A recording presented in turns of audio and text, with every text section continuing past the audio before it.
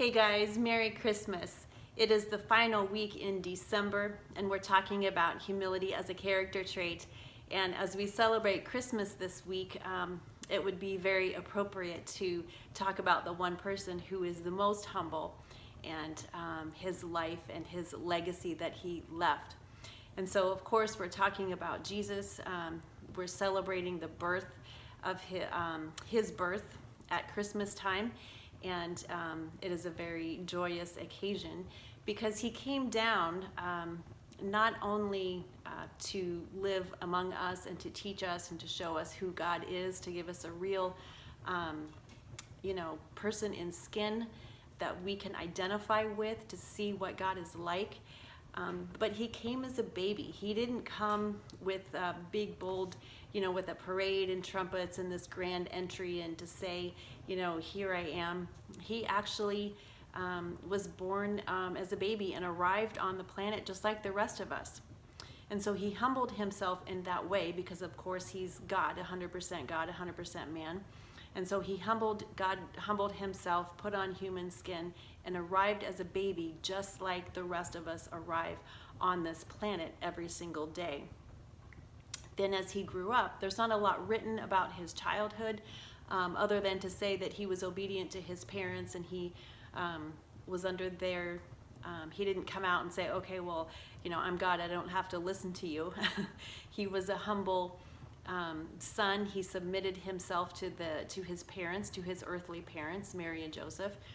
And then when he got older and it was his time to announce his arrival around the age of 30, then he began his ministry and began to explain to us exactly who he was and why he was here.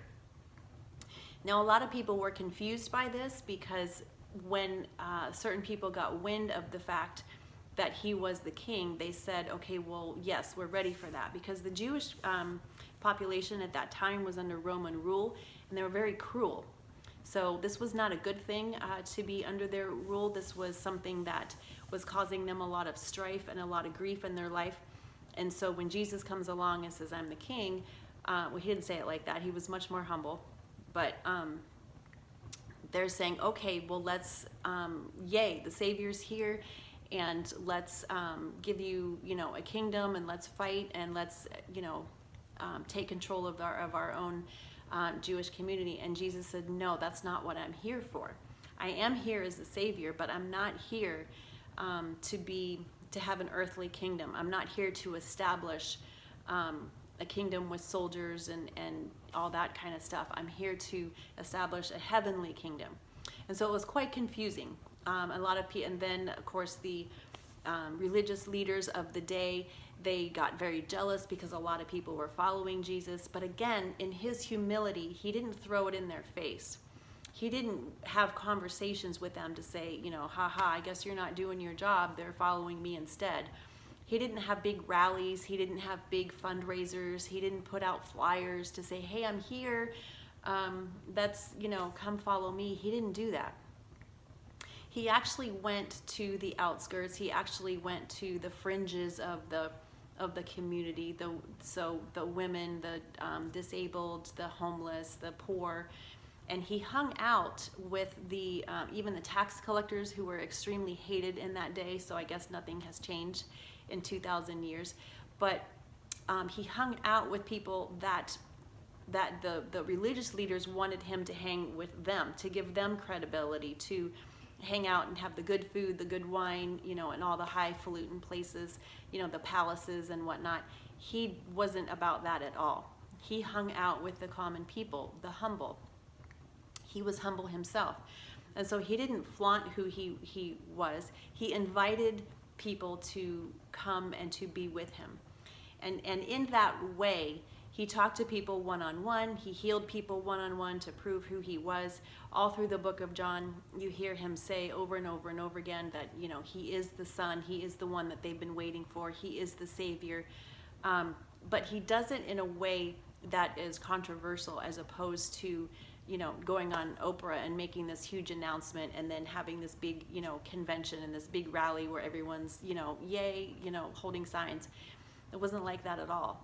And in fact, there were several people where he healed and he would say, don't tell anybody, because he knew their heart, and he knew that they would take it and turn it into more of a circus, as opposed to the fact that they had just received some physical or spiritual healing. And so we can look at the life of Jesus, and we can use him as a model, as our Savior, to really understand what it is to live a humble life. And living a humble life is to be a servant to other people. It doesn't mean to put ourselves down. It doesn't mean that we are less than other people. It means that we are loving other people enough that we're going to put ourselves second and put somebody else first.